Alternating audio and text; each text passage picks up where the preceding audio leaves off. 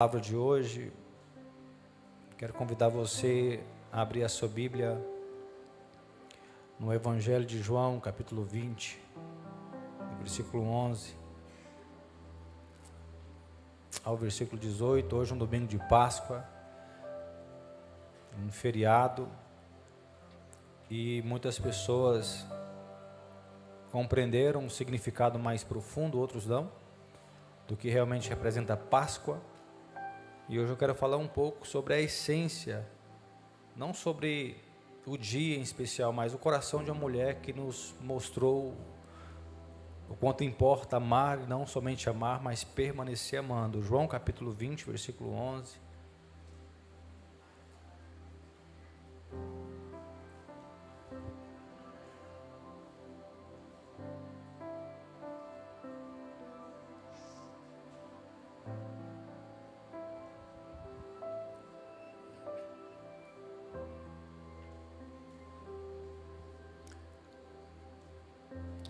João capítulo 20, versículo 11.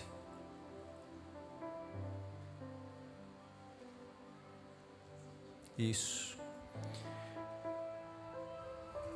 Diz assim um texto: Maria estava do lado de fora do túmulo, chorando. Abaixou-se, olhou para dentro e viu dois anjos vestidos de branco, sentados à cabeceira e aos pés do lugar onde tinha estado o corpo de Jesus.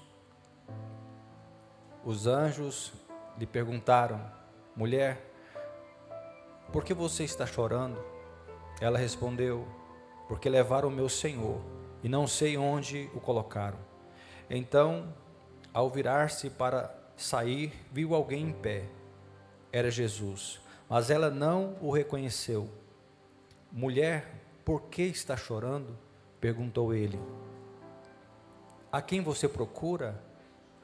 Pensando que fosse o jardineiro, ela disse: se o Senhor o levou embora, diga-me onde colocou e eu irei buscá-lo. Maria, disse Jesus.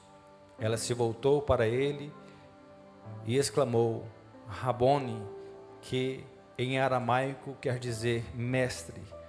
Jesus lhe disse: não se agarre a mim, pois ainda não subi ao Pai, mas vá procurar meus irmãos e diga-lhes: eu vou subir para meu Pai e Pai de vocês, para meu Deus e Deus de vocês. Maria Madalena encontrou os discípulos e lhes disse: vi o Senhor. Então contou o que Jesus havia falado. Feche teus olhos, ore por você, por mim também, e que nesse domingo de Páscoa o Senhor te leve a um lugar mais profundo de entendimento. Eu não sei como foi o seu dia, o seu feriado, nem o que você está passando e vivendo, mas Cristo está aqui. Precisamos do auxílio dele agora para que possamos compreender sobre esse amor que permanece. Pai, nós te louvamos, nós te glorificamos.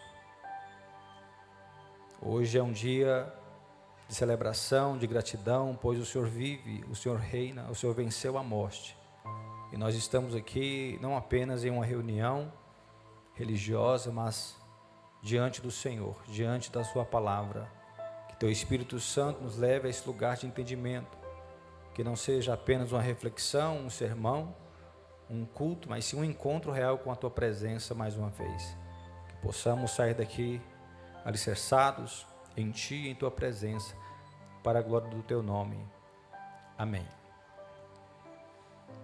Hoje eu quero falar sobre o amor que permanece. Repita comigo: o amor que permanece. Essa mulher, ela nos traz uma lição muito profunda e real sobre o que realmente significa amar. E não apenas amar, mas permanecer amando. Talvez olhando para essa temática, parece ser simples, mas não é. Eu tenho certeza que muitas pessoas já passaram na sua vida e se expressaram dessa forma. eu te amo. Sim ou não? Você consegue, talvez não dá para contabilizar, mas você consegue lembrar ou imaginar de quantas pessoas já passaram na sua vida usando essa expressão, eu te amo, eu amo a sua vida. E quantas pessoas que disseram eu te amo, já foram, já passaram, não permaneceram, esse amor não durou. Quantos amigos que você pensava, não, esse aqui é um amigo que realmente me ama, e hoje não existe mais. Até na plataforma cristã, que a linguagem é eu te amo em Cristo Jesus. E o discurso começa assim, eu te amo em Cristo Jesus, mas logo você percebe as divisões, as contendas, o afastamento. Geralmente esse amor ele não é comprovado na prática. Isso não é distante de nós. Basta alguém transicionar de uma igreja para outra. Você vai perceber que alguns irmãos que diziam, eu te amo em Cristo, não falam contigo, não ligam mais para você, não vão te convidar. E a gente fica com essa interrogação, poxa vida, mas e onde está esse amor? Sim ou não, gente? Nós vivemos isso, essa realidade no contexto familiar, com os nossos amigos, na igreja, e muitas pessoas amam por um tempo, e depois esse amor é dissipado. Muitas pessoas que se casaram, chega um tempo, ele pensa, olha, eu já não tenho mais esse amor, mas começou dizendo eu te amo, começou com uma projeção de amar. Então nosso desafio hoje é entendermos essa dimensão em Cristo Jesus, não é a questão de amar, é permanecer amando. Nós temos referências dessa mulher, e algo me chamou a atenção, pelo processo que ela viveu diante de Cristo Jesus, e por que ela é tão mencionada. Geralmente a gente entende a ênfase nos 12 que foram escolhidos, em tantas pessoas que alcançaram um lugar de destaque na palavra de Deus, mas a gente dificilmente lembra da essência dessa mulher, e essa mulher nos traz uma aula do que realmente é ser grato, uma aula do que realmente é perseverar em amor. E Lucas capítulo 8, eu vou entregar para vocês algumas referências nessa construção, só para deixar bem claro, por que essa mulher se destaca. Se der para ir colocando aqui os textos rapidinho, eu não vou me prender a todos os textos, mas vou entregar alguns para vocês entenderem o que eu quero falar. Lucas capítulo 8, no versículo 2, se der para colocar aqui, rapidinho.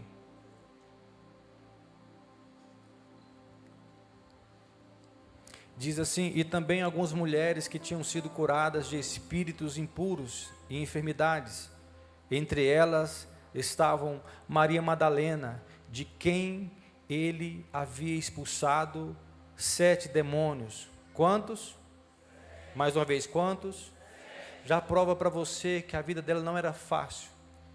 Era uma mulher escrava, uma mulher que viveu anos e anos da sua vida possessa de 7 espíritos. Irmãos, hoje não é um culto de libertação, não é a pauta da ministração de hoje, mas para que você veja o quanto é sério a realidade espiritual, esse contexto sobre demônios, possessão.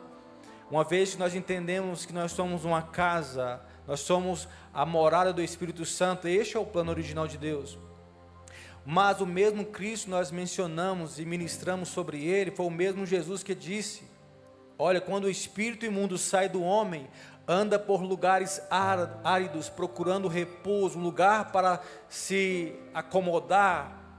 Jesus dizendo, ele anda, ele sai, não encontrando, diz, voltarei de onde eu saí, vou voltar para a casa de onde eu saí. E ele encontra essa casa pronta, arrumada, perfeita, e ele não apenas volta, mas ele traz consigo 7 espíritos piores do que ele. E a Bíblia diz, e o estado daquele homem se torna pior do que o primeiro estado. Amém, gente? Se eu fosse você, eu convidava rapidamente o Espírito Santo para fazer morada nessa casa, para não ter espaço para ninguém. Amém, irmãos? Mas você percebe que essa mulher tinha uma vida difícil, porque ela estava possessa, mas foi totalmente liberta, foi curada, porque ela se encontrou com Cristo. Mateus 27, 55, diz assim: muitas mulheres que tinham vindo da Galiléia com Jesus para servi-lo, olhavam de longe. Entre elas estavam Maria Madalena, Maria, mãe de Tiago e José, e a mãe dos filhos de Zebedeu. Isso aqui fala do momento da crucificação. Essa mulher, ela é liberta. Alguns apontam que ela é aquela mulher que ungiu os pés de Jesus, por ser a mulher pecadora, embora a Bíblia não fala que foi Maria Madalena em específico naquele texto, mas fala que foi uma mulher pecadora que ungiu.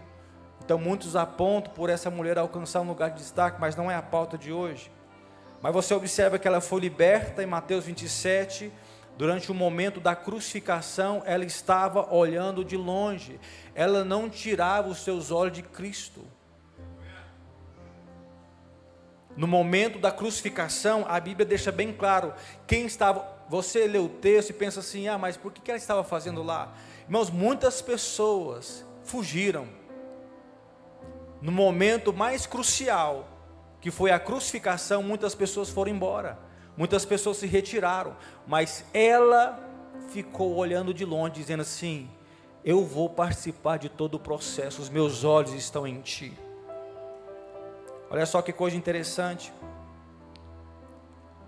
no sepultamento, ela estava lá, Mateus 27, 57, 27, 57, 61, coloca aqui para mim rapidinho, o povo está rápido, hein? Rapaz, olha só que coisa interessante, eu preciso entregar esses textos aqui rapidinho para vocês. Olha só, ao entardecer, José, um homem rico de Arimateia, que tinha se tornado seguidor de Jesus, foi a Pilatos e pediu o corpo de Jesus. Pilatos ordenou que lhe entregasse o corpo. José tomou o corpo e o envolveu num lençol limpo, feito de linho, e o colocou num túmulo novo de sua propriedade, escavado na rocha. Então rolou uma grande pedra na entrada do túmulo e foi embora. Quem foi embora? Me ajuda aí, irmãos, quem foi embora? Maria Madalena e a outra Maria estavam ali, sentadas em frente ao túmulo, ou seja, na crucificação eu estou, fechou o túmulo, eu vou sentar aqui e vou ficar aqui. Estão pegando aí, irmãos?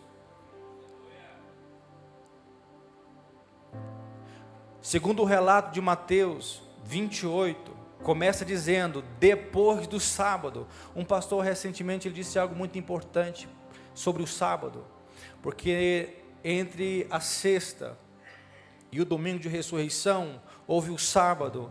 Esse sábado representa o período do silêncio, o período do medo, da incerteza, porque uma coisa é você ter a presença de Cristo, caminhando como mestre, anunciando, pregando, falando. Outra coisa é ele morrer e ser sepultado, e chega o sábado, todo mundo estava com medo.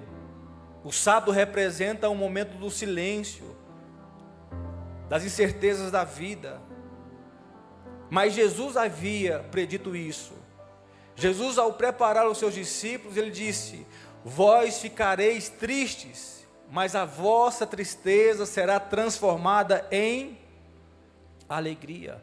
Sábado representa o período da angústia, o período da tristeza. Segundo, aqui eu não vou ler todo o texto, só para ganharmos tempo.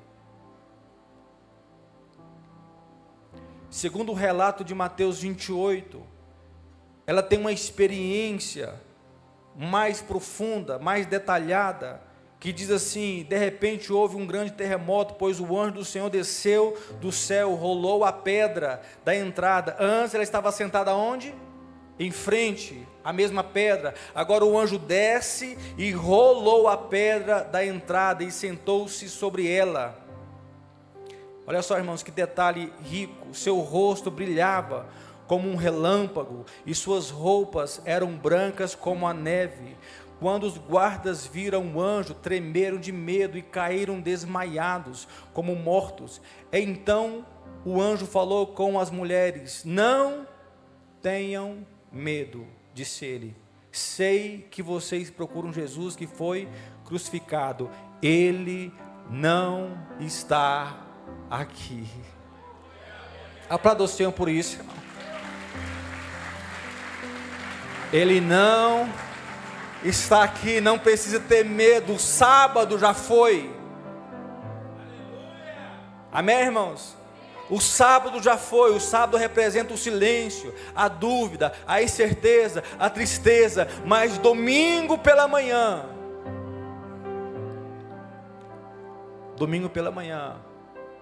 é Deus revelando a nós o seu plano. E essa mulher estava lá.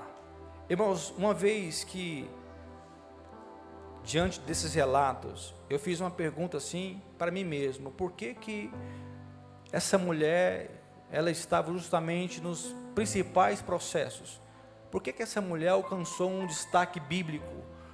Por que essa mulher estava justamente nos momentos mais importantes? Tem alguma coisa aí? A Bíblia não ia gastar tempo, os relatos, só para deixar que essa mulher estava. Se você observar que no domingo pela manhã, bem cedo, de madrugada, ela teve a iniciativa de dizer: eu vou lá. A Bíblia não fala que os 12 discípulos foram, mas a Bíblia fala de uma mulher que não via a hora de acordar bem cedo, de ir lá verificar. Ou seja, fui liberta, na crucificação eu estava, colocaram no túmulo, eu estou, abriu-se o túmulo, quem estava lá? Ela. Fala de pessoas que mesmo em um período de incerteza, de medo, não deixam de acreditar que vai acontecer. Eu creio que eu estou pregando para pessoas aqui que mesmo na sua incerteza, na sua tristeza, nos teus momentos difíceis, você não vai deixar de acreditar. E mediante a esse processo, observando a vida dela, uma mulher que decidiu permanecer, eu fui mais a fundo, questionando com Deus, indagando algumas coisas. E a primeira coisa que ela nos ensina é o processo de transformação por meio de Cristo. A gente fala muito na igreja: você precisa ter uma vida transformada, sim ou não, irmãos? Mente transformada. Cristo transforma. E de fato Ele transforma. Nós falamos muito: eu amo Cristo. A questão que Ele quer saber é se esse amor permanece. Estamos juntos aqui, irmãos? A pergunta de Cristo para nós hoje é que se esse amor permanece, se esse amor suporta os processos, os estágios da nossa vida cristã. Eu quero te apresentar alguns processos claros que, baseado na vida desta mulher, nós encontramos de uma forma muito rica. Primeiro, ela foi liberta de 7 espíritos. Fala de um processo de libertação. A primeira coisa que Cristo faz na sua vida, quando Ele te acessa, quando Ele chega, quando Ele te toca, é libertar você. Ele te liberta do medo, Ele te liberta dos traumas, Ele te liberta dos vícios, Ele te liberta dos espíritos malignos, pois Ele veio para desfazer todas as obras do diabo. Então a primeira coisa que Ele faz é: eu quero libertar você. Pois se o Filho vos libertar, verdadeiramente sereis livres. A proposta de Cristo é liberdade. Você não pode viver num cativeiro emocional, um cativeiro mental. Você não pode viver num cativeiro do seu passado. Você precisa entender que a proposta de Cristo ao acessar a sua vida é: eu preciso libertar você. A igreja precisa entender esses processos. É quando você é tocado em um culto, você levanta a sua mão e diz assim: eu encontrei algo. Eu encontrei algo diferente. É Jesus tocando a sua vida. Eu estou pregando para as pessoas que estão aqui me olhando, de pessoas que sabem exatamente onde estavam. como viviam. E Ele foi lá, acessou a sua vida, libertou você, e uma vez que Ele te libertou, hoje você está aqui. Então a primeira fase é a libertação. Há uma direção bíblica dizendo assim: tudo aquilo que te domina, te leva à escravidão. Se o dinheiro te domina, você é escravo dele. Se o prazer te domina, você é escravo do prazer. Se a fama domina o seu interior, você é escravo disso. Ou seja, tudo aquilo que domina a sua vida, controla o resto, te torna escravo. É por isso que a proposta de Cristo não é ser um parceiro. A proposta de Cristo não é uma visita. A proposta de Cristo é Ele se tornar o Senhor da sua vida. Ou seja, Ele tem um domínio sobre a sua vida. E uma vez que Cristo tem um domínio e se torna o Senhor da sua vida, logo você já não é mais escravo, você é totalmente livre no Senhor. A segunda fase da libertação é o ministério, porque ela não só foi liberta, mas agora ela estava contribuindo no ministério de Jesus. É importante você entender, irmãos, que sempre depois da pesca maravilhosa vem um siga-me. Sempre depois da bênção testificada, tem um siga-me. Sempre depois de um culto de avivamento que você vem e diz assim: uau, que culto, siga-me. Venha caminhar comigo. A proposta de sermos cristãos é diferente da visão religiosa. Religiosa preza muito a parte tradicional e os segmentos. Ser cristão não. Ser cristão é seguir a Cristo, ter Cristo como meu modelo. Cristo é o meu alvo, Ele é o meu modelo de vida. Amém? Talvez você não teve um referencial de pai, de irmão, de ninguém. Cristo é o seu modelo. Amém, irmãos? Paulo ressaltou essa pauta dizendo assim: sejam meus imitadores, como eu sou de Cristo. É o modelo. Ele te convida para o ministério, ou seja, para o serviço. Agora uma coisa importante, isso aqui é importante, irmãos, de você entender. O convite dele não é inicialmente faça, e sim siga-me, para depois fazer. Na realidade atual, muitas pessoas querem fazer, e algumas pessoas estão fazendo por desencargo de consciência. Tem muita gente que ajuda no social, ou dá uma ajuda, como um desencargo de consciência. Eu vou fazer, eu preciso fazer, como se isso fosse aprovação. E tem muita gente que só faz quando alcança um lugar de destaque. Amém, gente? Me ajuda a pregar hoje. Talvez não vai ser a mensagem de Páscoa aí que você queria. Quem é que ganhou um ovinho de Páscoa hoje para ficar assim, comer um chocolate? Levanta a mão, para ver se você está com uma cara pelo menos mais alegre.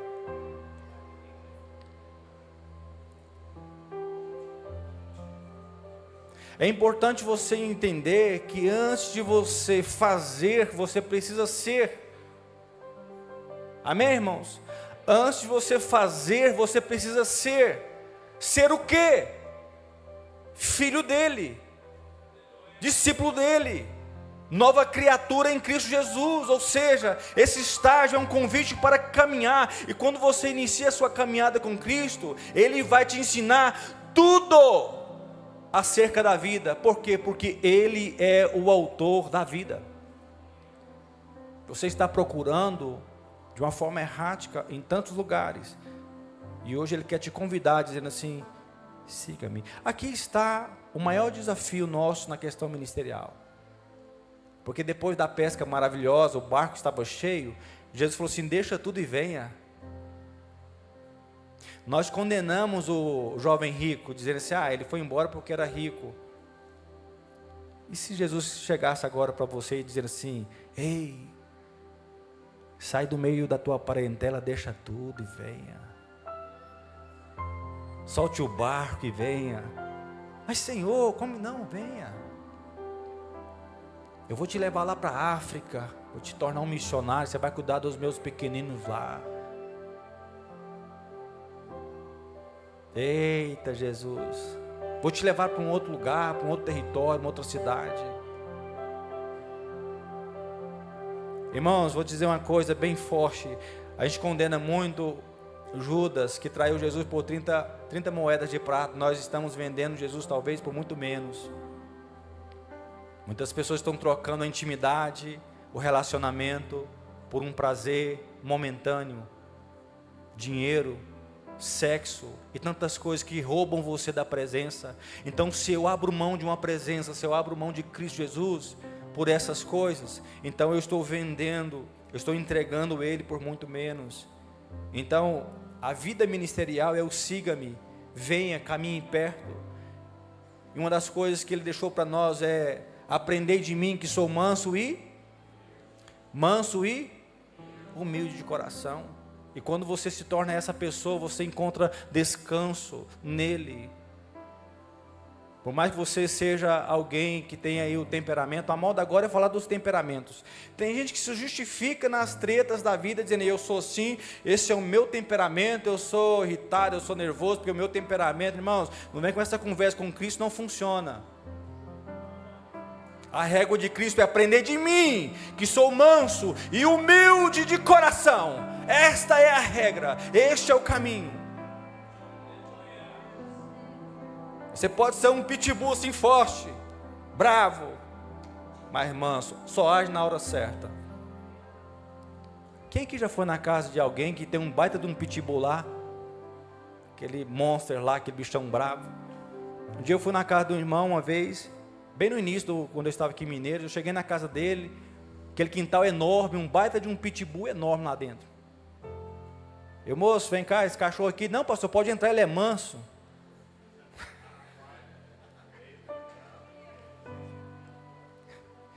Alguém teve essa experiência? Pode entrar, ele é manso, eu conheço ele. Aí você fica assim: será que eu entro, será que eu não vou? E de fato o cachorro era manso, porque o dono estava lá.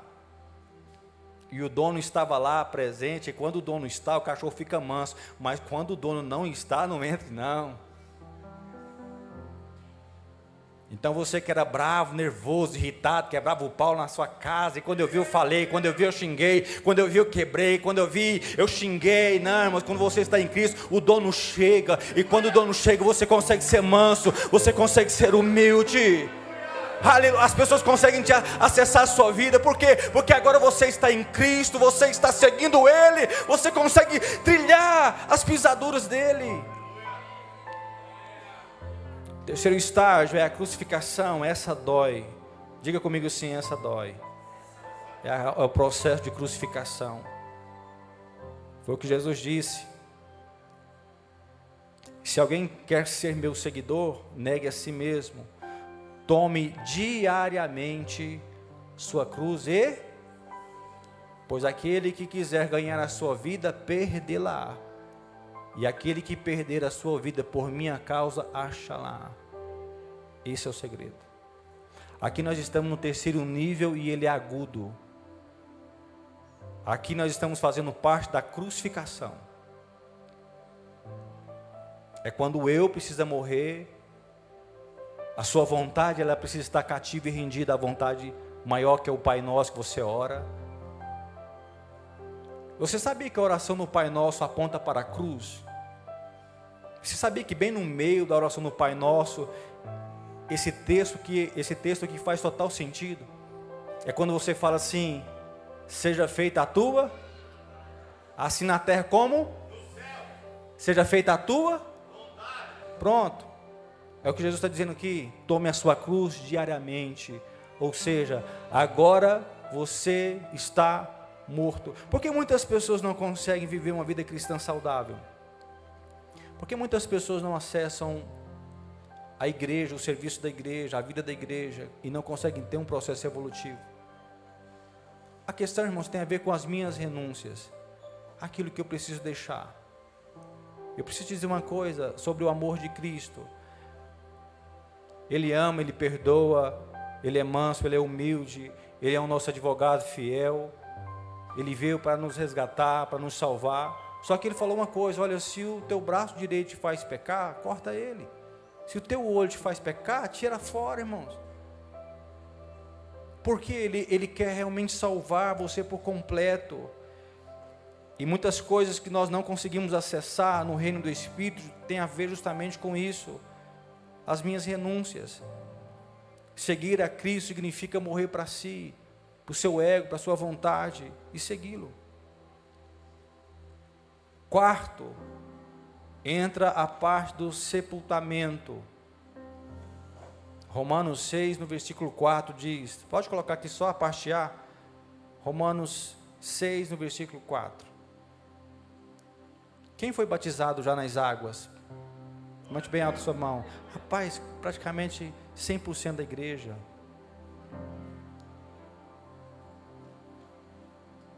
Você sabe o que você fez nesse dia?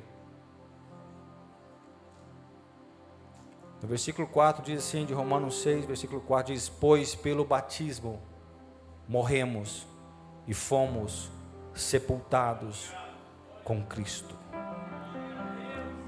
Aplauda o Senhor por isso, irmão. Eu fui sepultado. Eu fui sepultado.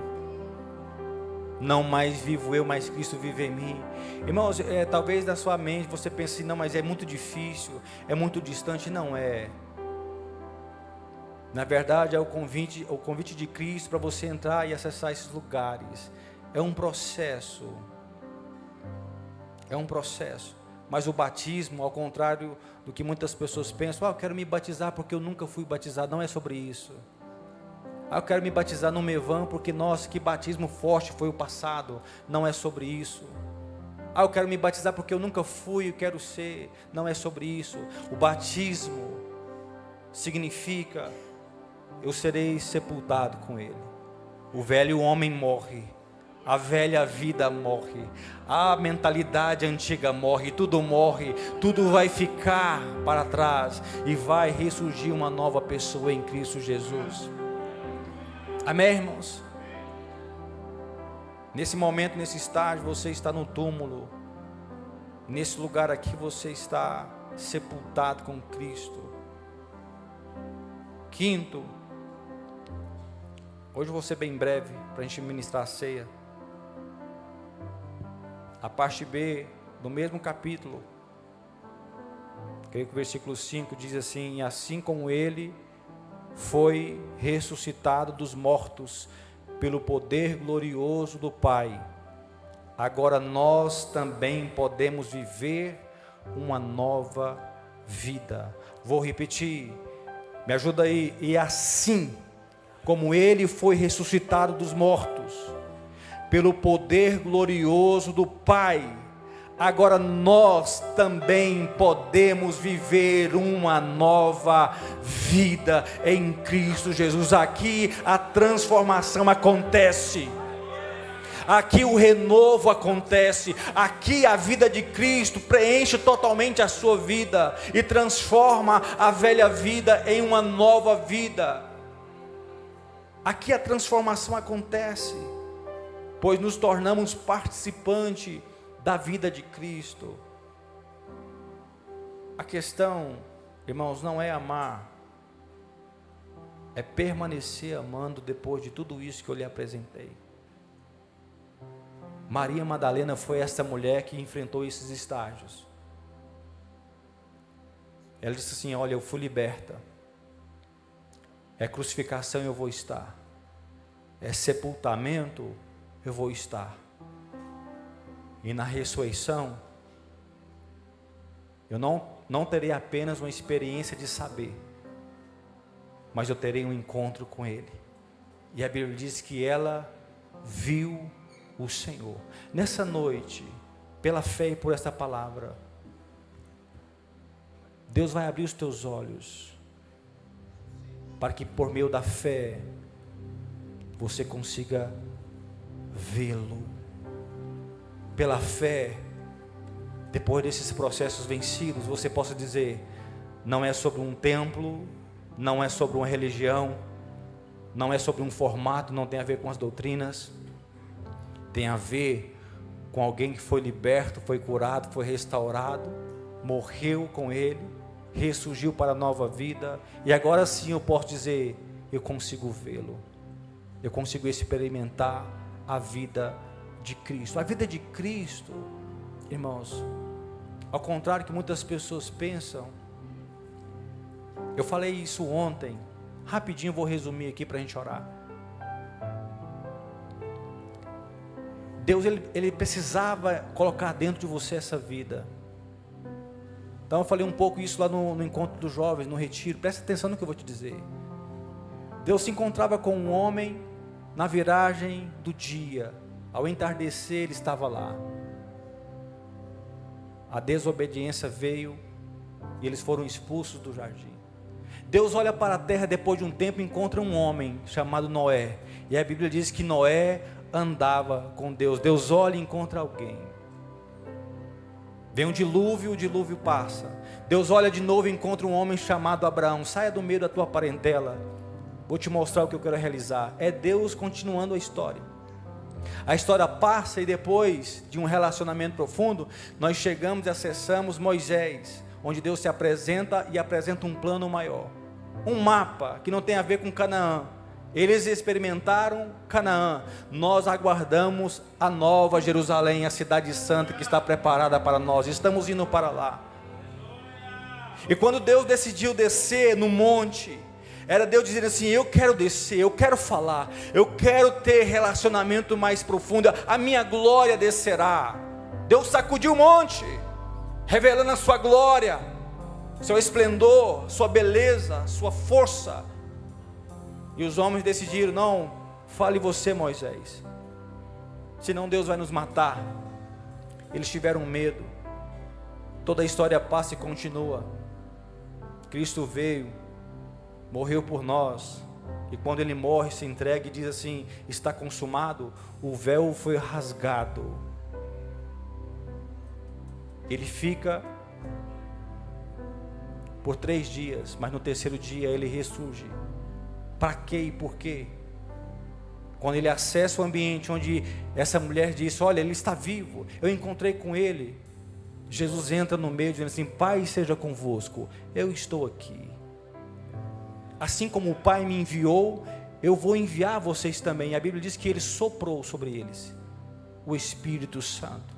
Em Atos 2, não se trata só de um avivamento, não se trata só de uma manifestação de poder. Atos 2 representa agora aquilo que não funcionou direito do lado de fora. Eu vou colocar tudo, o meu reino, a minha presença, o meu Espírito dentro de vocês, para que vocês possam viver a minha vida. Amém, irmãos? Então hoje eu quero convidar você a ter um olhar diferente sobre a sua vida, sobre o seu processo. Eu creio que eu estou pregando hoje para as pessoas que realmente vão dizer: eu estou pronto para te amar e permanecer amando. Amém, irmãos? Eu estou pronto para amar e permanecer amando. Muitas pessoas vão embora. A mesma coisa que eu falei ontem no retiro, vou estender para hoje. Se você quiser sair desse templo e continuar vivendo do jeito que você está, é uma decisão sua. Se você quiser sair daqui e continuar pensando e fazendo as mesmas coisas, fique à vontade. Se você sair daqui e amanhã você está novamente nas baladas, nos prazeres transitórios, daquilo que passa, fique à vontade. Mas essa mulher entendeu que uma vez que ela foi tocada e liberta, ela diz consigo mesma: eu vou permanecer nesse amor até o final. Ele está procurando pessoas que realmente vai estar com esse coração rendido. Pessoas que vão estar rendidos aos pés de Cristo. Amém, irmãos? Vocês me permitem eu entregar isso para vocês agora? Uma forma profética. Deus não quer tornar você um religioso. Para Deus não tem sentido você vir aqui, ouvir uma palavra e ir embora e continuar do mesmo jeito. Você não pode dizer que você é um religioso pelas práticas. As pessoas não vão te reconhecer pela roupa, pela Bíblia que você carrega, pela sua fala, pela sua linguagem, mas vão reconhecer porque vão ver a vida de Cristo habitando dentro de você. Nessa noite Ele quer ultrapassar essa linha do saber, do ouvir falar, para ser Ele me tocou, eu me encontrei com Ele, eu consigo vê-lo, consigo tocar. Irmãos, eu creio que eu estou pregando para pessoas aqui que sabem realmente a dor do que representa pessoas chegarem na sua vida e te deixarem no meio da história. de pessoas que falaram eu te amo e você se frustrou muito, doeu bastante. Deus permitiu isso tudo acontecer, talvez para esse motivo, para dizer comigo, não faça o mesmo, vamos até o final. Gostaria que você curvasse a sua cabeça, antes de você se levantar para a gente cear. 1 Coríntios capítulo 3, 13, versículo 4 a seguir, diz assim: o amor é paciente e bondoso. O amor não é ciumento, nem presunçoso. Não é orgulhoso, nem grosseiro. Não exige que as coisas sejam à sua maneira. Não é irritável, nem rancoroso. Não se alegra com a injustiça, mas sim com a verdade. O amor nunca desiste, nunca perde a fé, sempre tem esperança e sempre se mantém firme. Esta é a vontade, este é o lugar que Cristo quer nos levar nesta noite, ou seja, de alguém que vai decidir amá-lo até o final. Eu gostaria que você orasse sobre a sua vida, sobre as suas coisas, sobre a sua família, rapidinho, e permita esse amor acessar a sua vida agora. Permita a libertação acontecer na sua vida agora. Talvez o seu estágio agora que você está vivendo é de libertação. Talvez o estágio que você está vivendo agora é o siga-me dele. Venha, eu quero te chamar para um lugar mais profundo no ministério. Chamei, te escolhi. Talvez você está agora sendo sepultado. Talvez agora você está sendo crucificado. Mas se prepare para a vida nova. Vamos adorar por um tempo enquanto você ora. Eu estou sentindo o amor de Deus, a graça de Deus aqui neste ambiente, dizendo: ei, você precisa ser como Maria Madalena, alguém grato, alguém disponível, alguém fiel, alguém que não abre mais mão. Quero a presença dele, vou caminhar com ele, não desisto dele, não importa o momento, não importa a circunstância, eu estou fechado com ele, não deixo, não largo, não abandono.